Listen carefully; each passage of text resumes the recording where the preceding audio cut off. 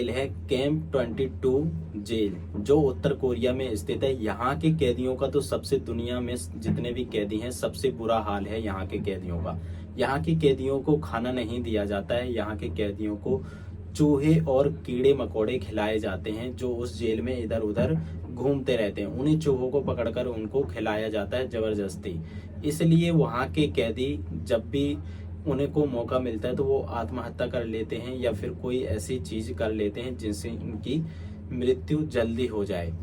दूसरी बात यह है कि इनको 24 घंटे में से 23 घंटे काल कोठरी में रखा जाता है। सिर्फ 1 घंटे ही इनको बाहर निकाला जाता है अंधेरी काल कोठरी से।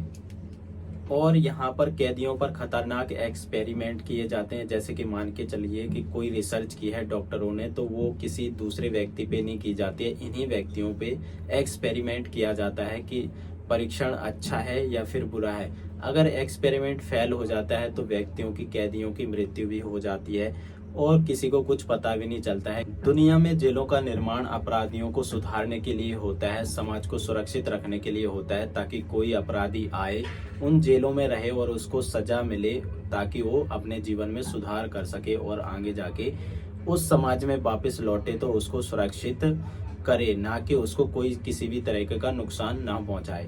उन अपराधियों को इस तरीके से तड़पाया जाता है कि वो ईश्वर से सिर्फ एक ही प्रार्थना करते हैं, या तो मुझे जेल से वापस घर भेज दो या फिर मेरी मौत कर दो, मतलब मुझे मार दो, जान से मेरे प्राण ले लो। एक जेल है ला सांटे जेल, जो फ्रांस की राजधानी पेरिस में 1867 में बनाई गई थी। यहाँ के जो कानून हैं आप लोग सुनकर दंग रह जाओगे कि किस तरीके के कानून हैं। यहाँ पे अपराधियों को काल कोठरी में 24 घंटे रखा जाता है, उनको बहुत कम ही बाहर निकाला जाता है। 1999 में यहाँ के एक डॉक्टर ने यहाँ तक कि ये खुलासा किया था कि यहाँ के जो कैदी हैं वो आत्महत्या करने के लिए उतारू होते हैं। जब भी उन्हें मौका मिलता है वो अपने आप को खत्म कर देते हैं, आत्महत्या कर लेते हैं इन कठोर दंडों की वजह से।